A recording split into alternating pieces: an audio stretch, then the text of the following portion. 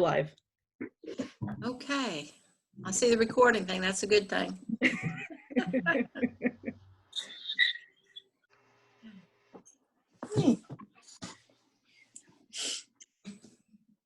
Okay, you want to give it a few more minutes? Are people still joining? No, it doesn't look like it. I can add them quietly if someone shows up. Okay.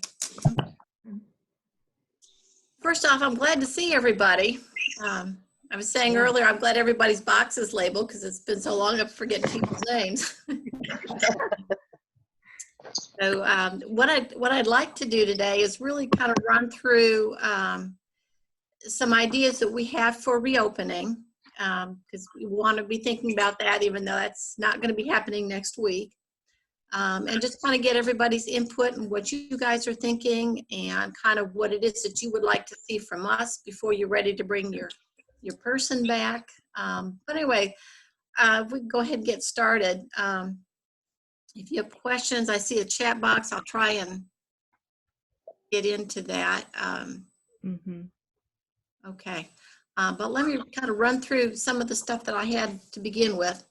And we actually make a few introductions. We have Ben Folsom on. Go ahead and wave, Ben. Okay. He's, if you're not familiar with him, he's our board chair. He's also our architect for the new building. And Bubba's there. You can wave, Bubba. He's also on the board. Unfortunately, he doesn't have any sound right now. He can hear us, but we'll have to do some signing in between, I guess. Okay. Yeah. So if we have some other things, you guys will be able to ask the board members that as well.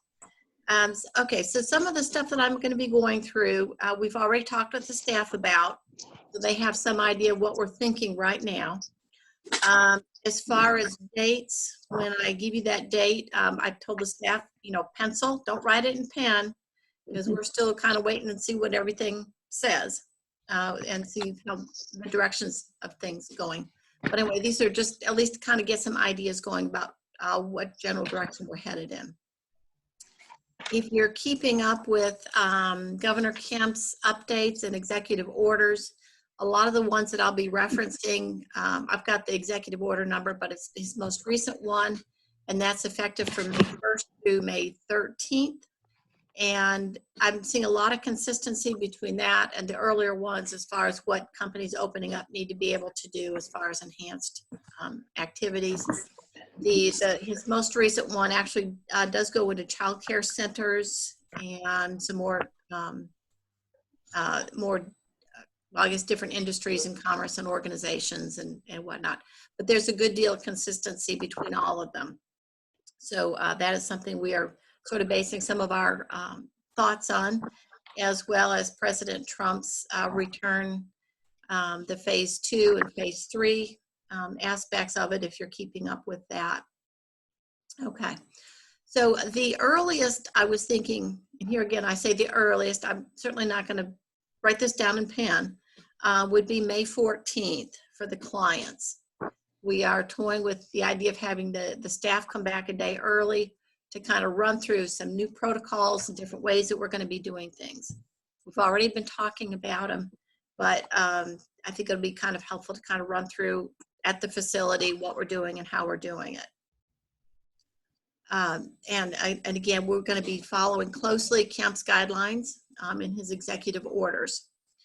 What we are thinking about would be a staggered return, kind of a soft opening at first, and whether we do 1 or 2 facilities to start, it will depend on the number of clients that are comfortable coming back at that point in time. I see basically kind of a soft opening and 2 phases for our clients to return. The first phase, or the first, would actually be in Trump's phase 2. And that would be some of our healthier clients that I'll kind of go through and talk about what he talks about, vulnerable individuals. It would be our healthier clients. And phase 2 requires no more than 10 people in a space at a time. It would include the staff as well as the clients. Keeping in mind that actually both of our facilities are set up so we can actually divide it. So we can have up to 10 in really 4 different places. So using separate entrances and that type of thing. So I'm feeling pretty good about that. So I don't think we're going to be so limited with the number of people that start back early on. The next phase would be our equivalent to what Trump's calling phase 3, and there's a relaxed social distancing, and then that would also include the vulnerable individuals. And if you look at go on the website and look more detail on Trump's phasing thing at the bottom, there's what he describes as vulnerable individuals, and I'll just read right from that. And it says, first off, elderly individuals, and then individuals with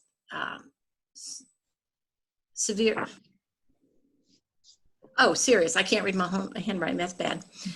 Individuals with serious underlying health conditions, including high blood pressure, chronic lung disease, diabetes, obesity, asthma, and those whose immune system is compromised, secondary to chemotherapy for cancer and other conditions requiring such therapies. So those of our clients with those types of underlying things would be the last ones to come back, because we want to make sure everybody's healthy and that we bring them back into as healthy of an environment as possible.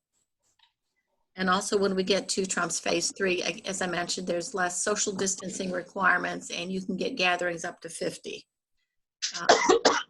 So that will give us a little more flexibility with that. Let's see, what else? When we do come back and we start up, what we will be doing is having clients, first off, we'll need to determine how many folks are interested in coming back, and that will determine whether we use one or both facilities.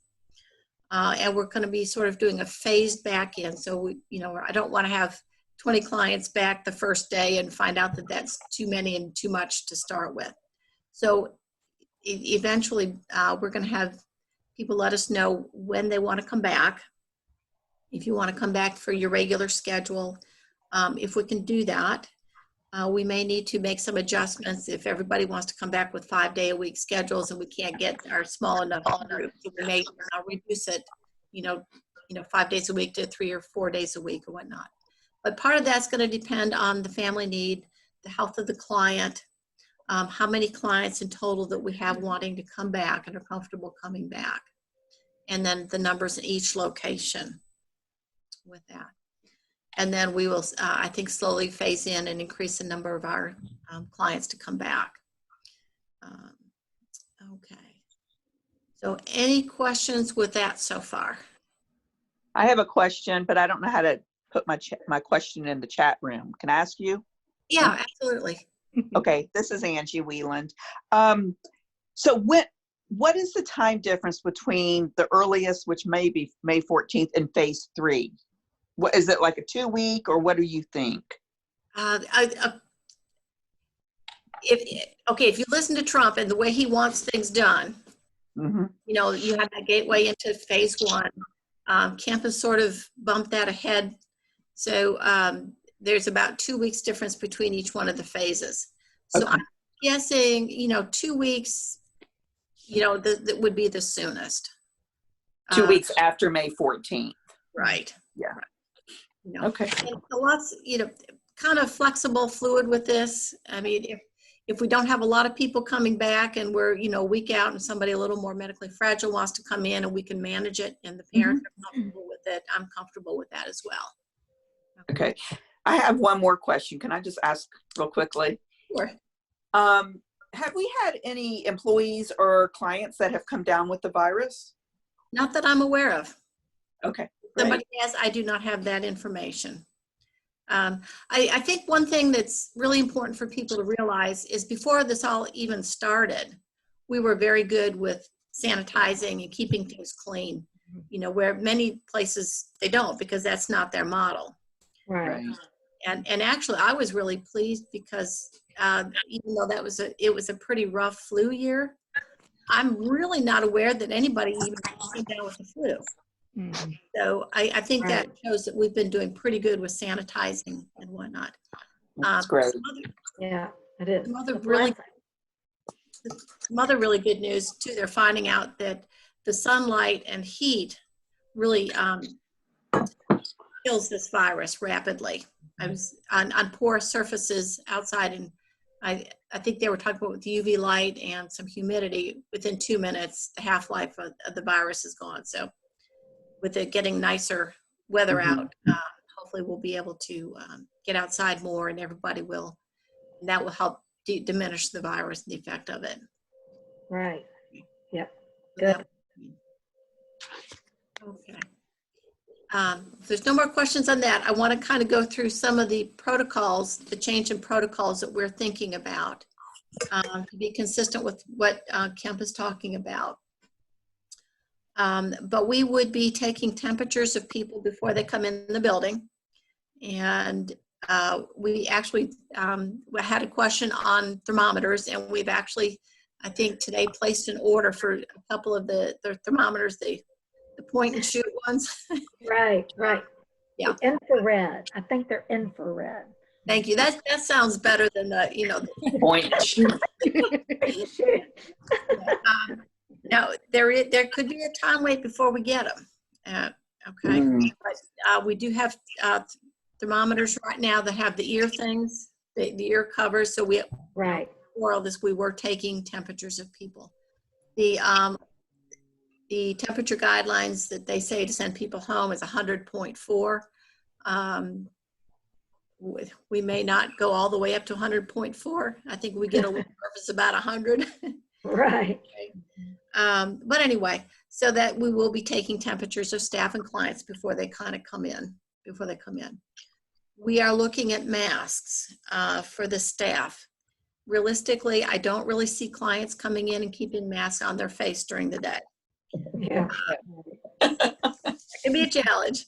Yeah. I'm trying to think, am I going to be able to keep my mask on all day? Yeah.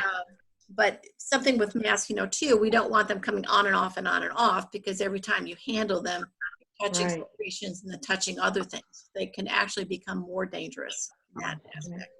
So we're looking at the staff having masks, probably not for the clients, but then of course maintaining social distancing as best we can. For the last couple of weeks that we had some clients in, we were looking at about 4 clients, and they each sort of had their own table, and we were pretty successful with keeping everybody separated. So that worked pretty well. And granted, that was just with a few clients. The sign-in procedure will be a little bit different. I kind of foresee people driving up to the door, parents dropping off at the front door, a staff person there with a sign-in thing to sign people in, take a temperature, and then help assist the client in. Some of the child care guidelines is that it's only the child in the building. So I think we will be eliminating unnecessary visits. Caregivers dropping up at the front door. So at least at the beginning, to make sure that we have fewer people in to carry any contagions or whatnot. So that will be a good bit different. We will, of course, be ramping up our sanitizing. You guys may not have the appreciation of how germaphobe our staff is. The last couple of weeks we were here, I think by the time I was leaving, I know my lungs were disinfected because I'd walk through there and I could breathe in all the fumes.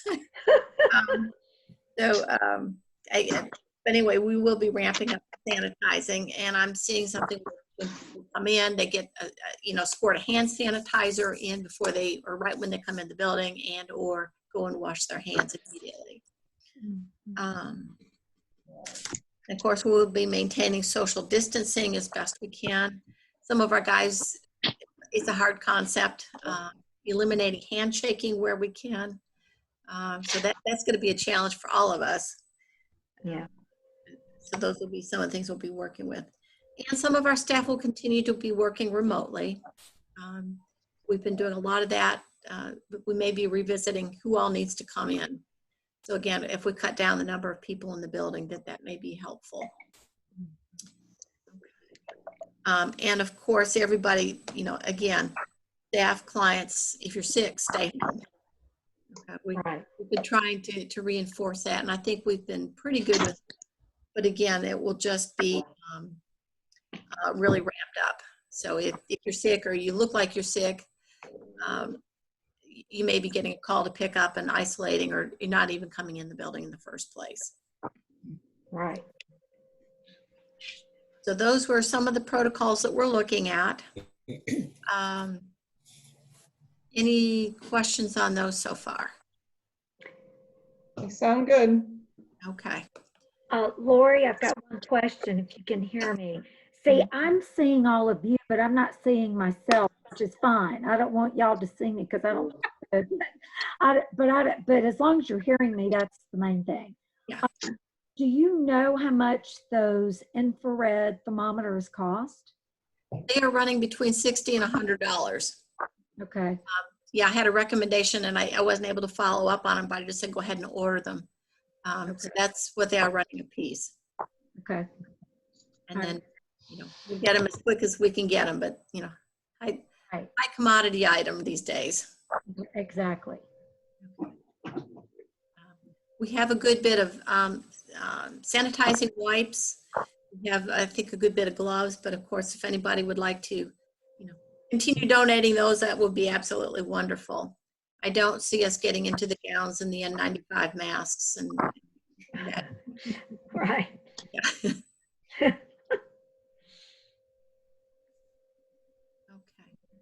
Any other questions on that? No. Ben, you want to talk about the plans for the new building? Where we're at on that, in case people are some questions. Yeah, we are right now waiting for a meeting with the Cherokee County Commission. We're going to need to do just a little bit of rezoning for what we want to do to the building. And we want to make sure that we're following their guidelines, that they know that we're following those guidelines. And right now, it doesn't look like it's going to be, a tough conversation to make that happen. But that meeting does not happen until June the 2nd. So we've got to wait, and it's a community meeting. So Lori and I will be there actually in the chambers with the commissioners at a meeting, and we'll come up to the podium and explain the concept of what we do. Our civil engineer who's designing our site work for us he's pretty confident that we're fine with what we have and that we'll be able to move ahead with it. But we've got the drawings up to a point where they're almost ready to submit for a building permit. So we're real ready to press the go button and get this thing going as soon as we have this meeting and get the approval of the commission to do the rezoning. So, but we're very excited about getting started on it, and we certainly have demonstrated that we have the need for it. So we're excited about it. We hope y'all are too. Any questions about it in particular that I can do hand puppets and show you something?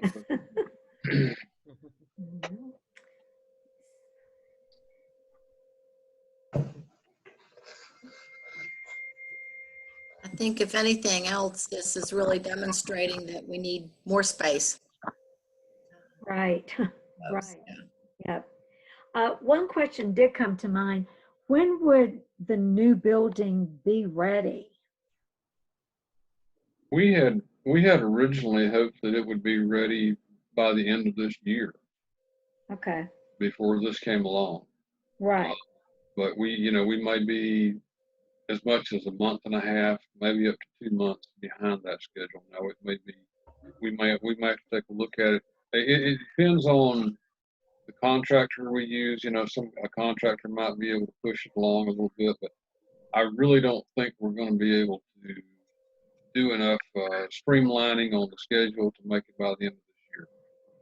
Personally, okay. I think it probably would be late January, maybe no later than the end of February next year. Okay. Good to know. Thank you. If we get started on it in June, and if we have a really good summer for building like we did, last year, right, we could move it along pretty quick. Okay.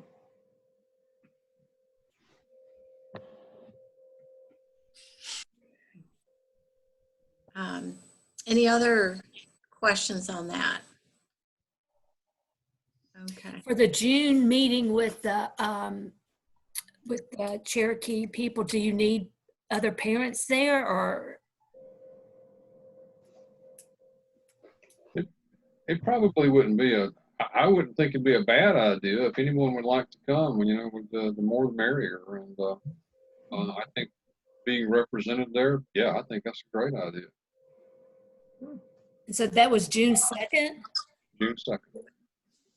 I don't know the exact time just yet, but we'll be sure and get that out to everybody. And that would be up at the Bluffs.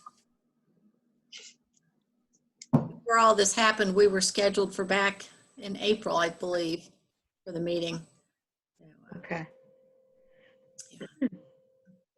That's a real good idea, Deanne. I mean, for us to be present.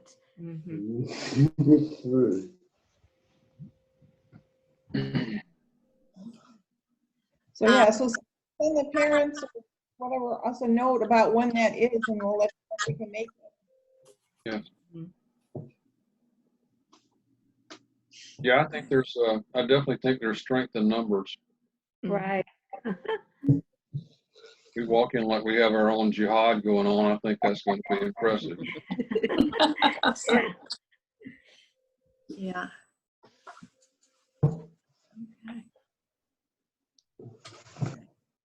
Has anybody had any questions about Appendix K? Anybody familiar with that? What is that? Yeah, I'm not. Yeah, Angie. Oh, I think you're the expert on this. well, the reason I'm an expert on this is because Appendix K is something that the Department of Behavioral Health and Developmental Disabilities has gotten passed. Medicaid had to approve it, and it kind of lightens up the rules on the waiver that people have. For instance, you can now hire someone in your family to be an employee for you just during this period of time of emergency. So you can do it a lot easier, and you don't have to have a letter and all that. That's one good thing that's happened with this. Another thing that has happened, and Lori and I went back and forth, and I finally got an answer from this, is that the traditional day programs, the ones that are Medicaid providers, like probably in the community, I believe is a Medicaid provider, they are able to get money paid to them during this time.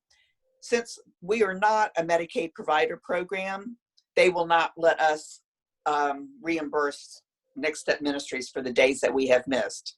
In other words, like if we went to a regular program that billed for us, a Medicaid provider program that billed for us, they can back bill all the way to March 1st and get money.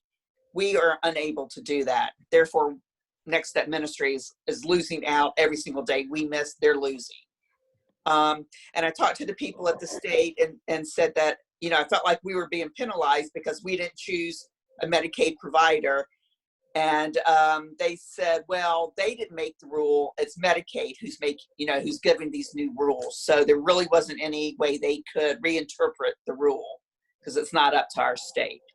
So we lost out on that one. But Appendix K is helping a lot of families. It's helping families pay caregivers to keep the caregivers, even if they're not coming to work for you. You can pay your caregiver to stay home and retain them, basically. And like I said, Appendix K is doing a lot of things for families just to help relieve some of this stress. But in our case, as far as getting Next Step Ministries paid, it doesn't work for us. And I'm happy to answer. Angie, do you know if they pay out at the same rate that they'd ordinarily get, or is it a percentage of the rate that they ordinarily get for an hour? They pay, you mean for the like Medicaid provider Caregivers. programs? Yeah. Yeah. For the Medicaid provider programs you're talking about, or your personal caregiver? That. Yeah, your personal caregiver, you can pay them this retainer fee at the same rate that you pay the caregiver now. Yes. Okay. You can't pay more. It's got to be consistent with what you always pay. Right. But remember, it comes out of your budget money, So remember that. Sure. Well, I mean, it would have anyway. So. Right. It's not, Right. I mean, it's a great. That? What? How do you file that retainer?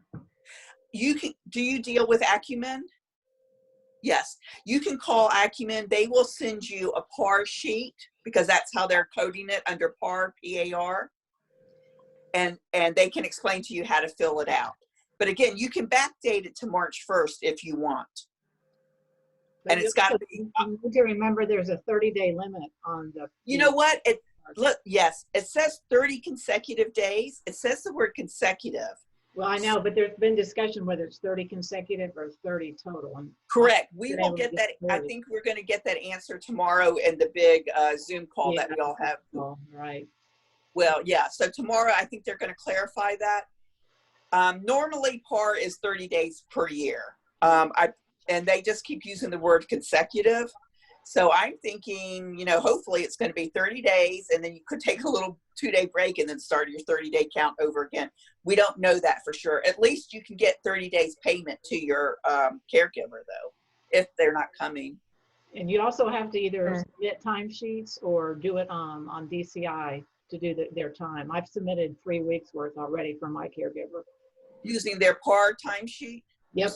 Yeah, that's what I'm saying. So you call Acumen or whoever your fiscal agent is, they will send you a copy of the timesheet to use. But you also have to have PAR coded as a rate. You have to have that input as your rate on your rate. So if you don't have it, you have to fill out a rate form first to get it coded and then fill out the timesheets. Right. But it's working. It's really working. Believe it or not, it is working. It might take a little bit of time, but your caregivers will get paid. They're not going to get paid tomorrow, but they will get paid eventually if it's done properly.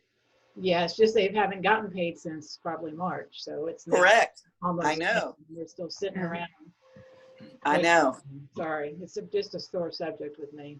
No, I don't blame you. I don't blame you. They rolled out this whole Appendix K plan, and it sounded great. And then, you know, a week or two later, we got a revision, and now we get more revisions. And yeah, they changed things a lot. Yeah. But I mean, it's good. It's good for a lot of families. It is.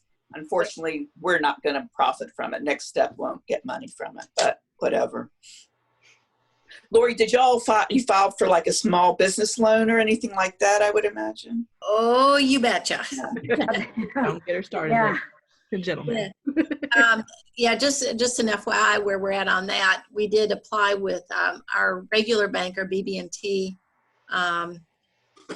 April 6th at 1 o'clock, but who's keeping track? And I've gotten several patient letters and clarifications. Patience isn't a strong suit of mine. And I was talking with our Piedmont Bank, which is a community banker, and they're the ones that hold the mortgage on the building actually. And I filed an application with them last Monday. And I know people with the smaller community banks have been much more successful. So I'm just waiting to hear on that. I think we will, that will be helpful. So as soon as we get that in, that will be very helpful. Of course, that's the Paycheck Protection Program, and that would be 2.5 months payroll, which basically turns into a grant. And we can certainly use that. Yeah, that'd be great. So Right. Yeah. Have you been able to pay staff up to this point? what we've been doing, some of the staff has stayed on full time. The salaried folks gets into a whole bunch of employment law issues. The other folks, we've been working, I'd say Paige probably anywhere between 5 and 10 to 12 hours a week for most of our guys. Yeah. We do have them on the partial unemployment claims stuff. So they are getting paid. And right now, of course, the federal government's kicked in that extra $600 a week. So I think the staff right now, for the most part, is well taken care of. Good. Thank goodness. And I just want to assure you guys too, we are not going under. We had been saving our nickels mostly towards the building, but we did have some reserves in effect for this. So of course, we are watching very carefully what we're doing and how we're doing it. But I fully intend to be back here when ready to go. And I just say God's in charge and He's providing. So Right. that's what we're counting. Goodness. Yeah. Thank the good Lord. Yes. Laura, do you have any time frame when you think you're going to send out an email asking people when they're interested in coming back? I would say by the end of this week, beginning of next week. I was kind of wanting to wait and see what was going on with the gyms and the tattoo parlors. The restaurant's opening today. Just seeing if there's any feedback or any changes in the orders. I guess if you want to get your tattoo, this is the time to do it. Right. Oh, funny. Yeah. Y'all, please bear with me because I let my husband try to handle all this between, you know, the caregivers and how they're getting paid. But Deanne, I think you said, or anybody, Paige, anybody, just bear with me that our caregivers, because no, we have not had them since March 12th. And I do worry about them because I know they depended on that income. So you're saying possibly that if we go through and I forgot what you just said. It's PAR, the PAR, P-A-R. PAR. I should have written it down, but I didn't want to leave my laptop. That we can appeal to whoever is like Anthem, and our caregivers can still get paid even though they're not coming in Yes. pay increments. Okay. Yes, because what it's doing is it's helping you retain your caregivers. Right. That's how they're right. Yes. right. Thank you so much. And it's called PAR, P-A-R. So thank you. Yes. Sure. Appreciate that.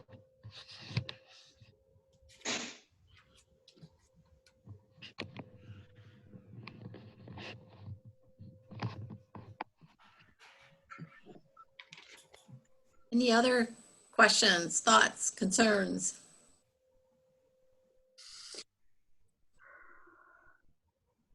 I don't know about anybody else's kid, but my kid, I think he's going to have a hard time transitioning back into the next step. At first, I thought I can't tell if she really misses everybody or if she's over loving being at home with us.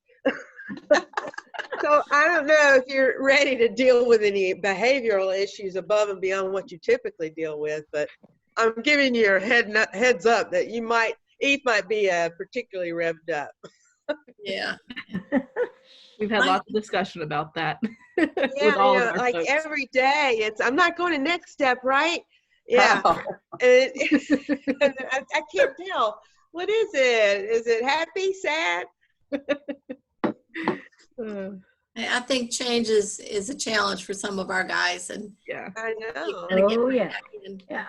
Sort of like after summer break, I don't want to go back to school. I don't want to go back to school, but after the first day, they come back and they're excited to see all their friends again. Right. I have the opposite issue. Taryn asks when she's going back every day.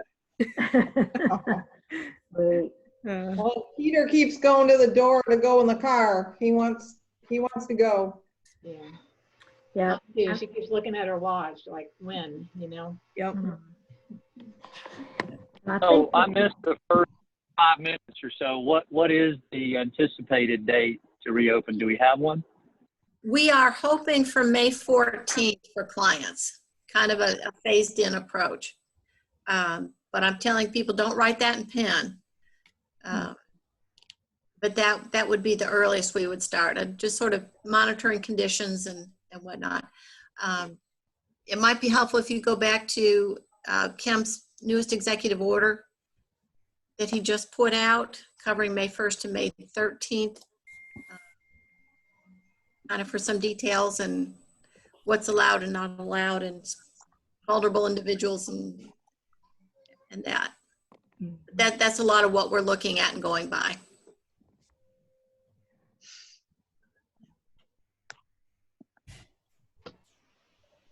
The shelter in place for medically fragile people kind of continues on through May 13th, and that's sort of how we were coming up with that date. Mm-hmm. Yep. That's good.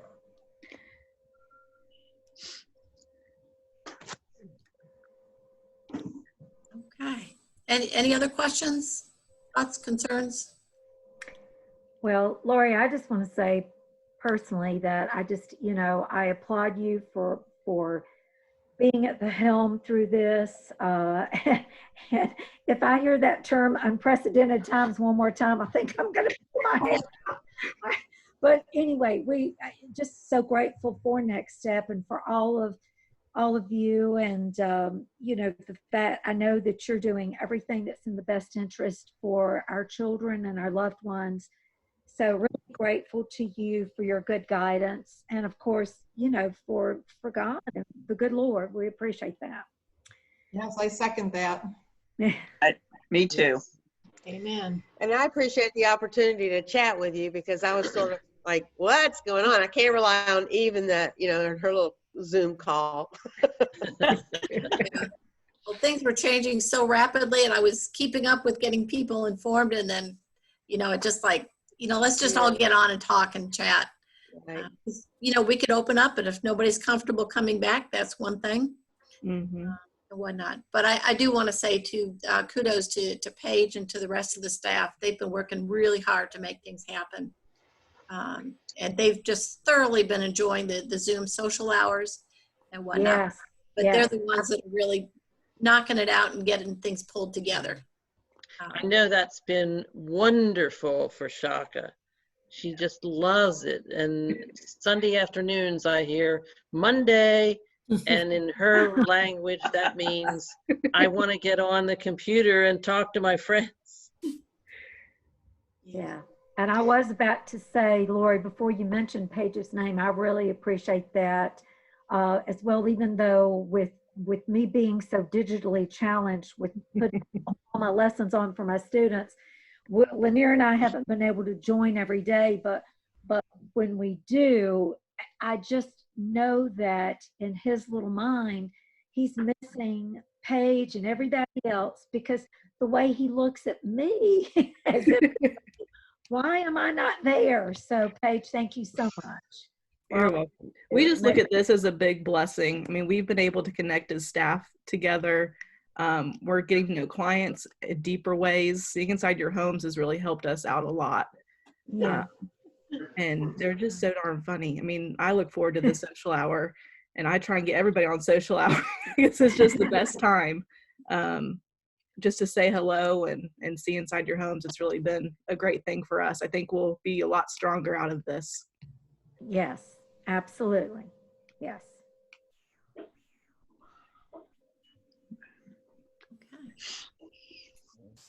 Well, if there's really nothing else, I guess we're probably good. We were recording the session, so it will be sent out to families. So if you guys want to hear something again, and we'll be able to send it out to the folks that weren't able to join us today.